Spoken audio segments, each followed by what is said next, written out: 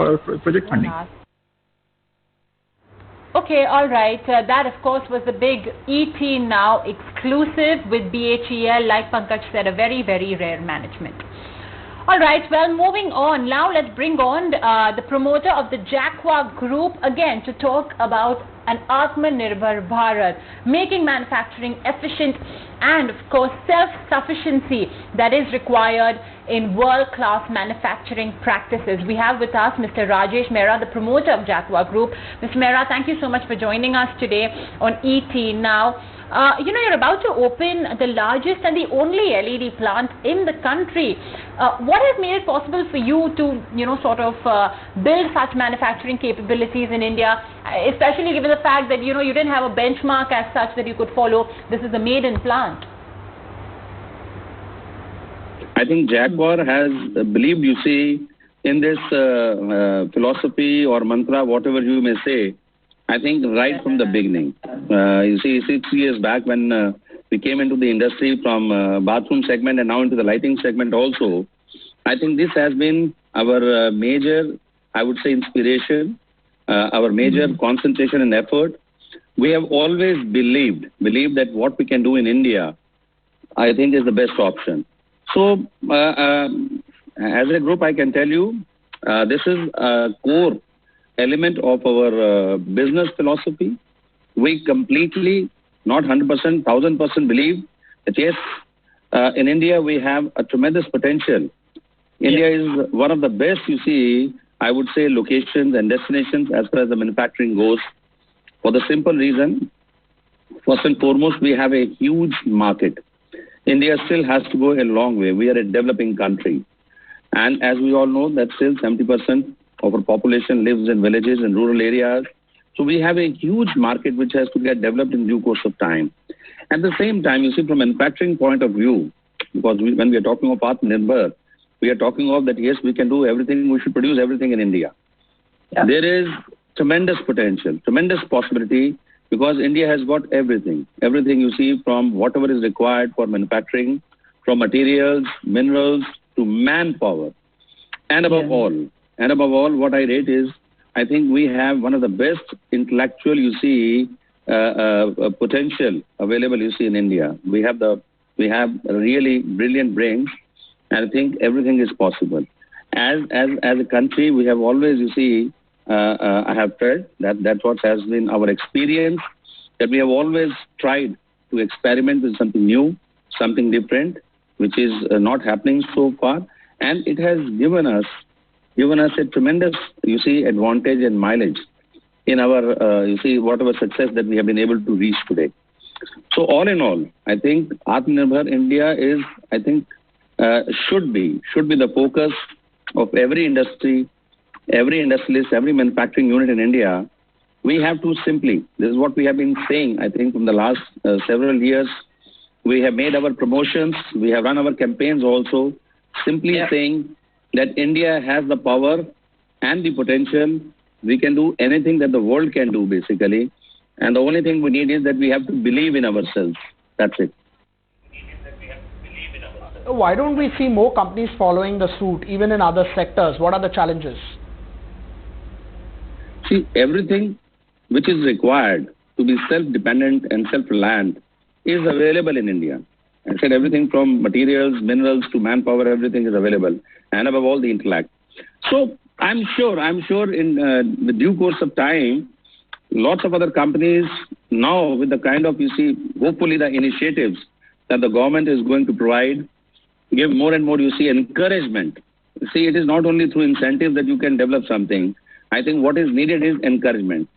If a positive atmosphere, a constructive atmosphere is created, in the country, at least the industry is given, a backing, an appreciation that go ahead and do. Surely, I'm sure a lot of other industries will also, follow this route, this working, and that's the only way, we can really become, Atmanirbhar or self-reliant, whatever we may say.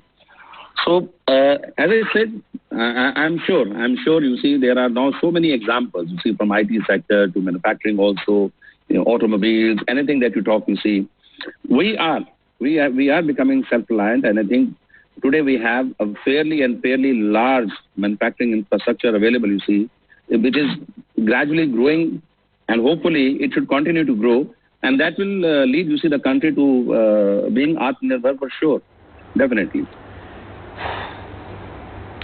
Okay, well, Ms. Mehra, you export around the world, you're a global leader, and I suppose that's the next step, right? Not just self-sufficiency, but creating world-class products, which you're already doing. So what gives you the edge in, global markets where obviously you're facing global competitors? For giving us, you see, this appreciation. We are not a global leader as of now, to be honest, but we are. That's our vision, to be a global leader, you see, in due course of time. See, let me tell you, our major, as I said, India, we have felt is the best location, you see, as far as manufacturing goes. And that's why all of our expansion has come in India. You will be surprised, way back in 1960 when my father started this industry, he started, you see, with an area of only 30 square meters. Only 30 square meters. That's the first plant, you see, small plant that he and his partner had put up. And now over the 60 years journey that we have gone through, today we have almost 330,000 square meters of manufacturing, you see, facilities that we have set up in India. So that itself shows that our, you see, we completely believe in India, and we are very happy that we have expanded through and through within India only. We have only one plant outside India, which is in South Korea, which is again a smaller plant. We did an acquisition basically for strategic reasons. But otherwise, as I said, India is the best location for manufacturing as far as manufacturing goes. And I think we have absolutely no regrets and no reasons to complain with the amount of, you see, success that we have achieved in setting up and expanding our manufacturing operations from time to time. So we have now we are going to have 6 plants in India basically. I think in the next couple of months, our lighting factory, the latest, you see, setup that we have created will come into full-fledged operation. So all our manufacturing is in India by and large. 99% we produce in India. Now coming to the global markets, let me share with you, definitely manufacturing in India has a tremendous competitive advantage, because still in India the manufacturing cost is comparatively, you see, much more competitive, quite lower, you see, as compared to any country in the world, including China. China is no longer, I would say, economical as far as the manufacturing goes. India is better, for sure. So this is where it has really helped us in expanding our global footprint. We are today into more than 60 countries. Over the last 5 to 7 years, ever we started, you see, our expansion program in the overseas, in the global markets. We are today in more than 60 countries.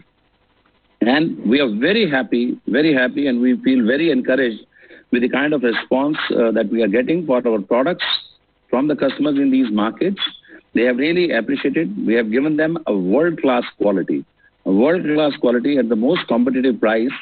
And this is what is really getting us a very good mileage in these countries. And we are very, very buoyant and confident of our response increasing more and more day by day in these markets, overseas markets. So we are very happy, you see, with our operations, manufacturing operations in India. But we've not seen others, sir, setting up plants here so far, says that there is no major ease of doing business. What are the incentives that are needed? How do you think business will adapt to this local production? It's sometimes difficult to change as well. First of all, there are challenges in every country, whether you talk of India or you talk of any foreign location also. See, we discuss, we meet, and we deliberate with so many of our other, you see, foreign manufacturers and suppliers. See, it is not that the grass is green over the other side. No, problems are everywhere. Difficulties are everywhere. It is in India, it is, you see, elsewhere also. Like the small plant that we have taken up in Korea, there are also challenges are there basically. So the only thing is one has to adapt to these challenges, to these difficulties, and find solutions and keep moving ahead. So in India, I can tell you, because India is our home country.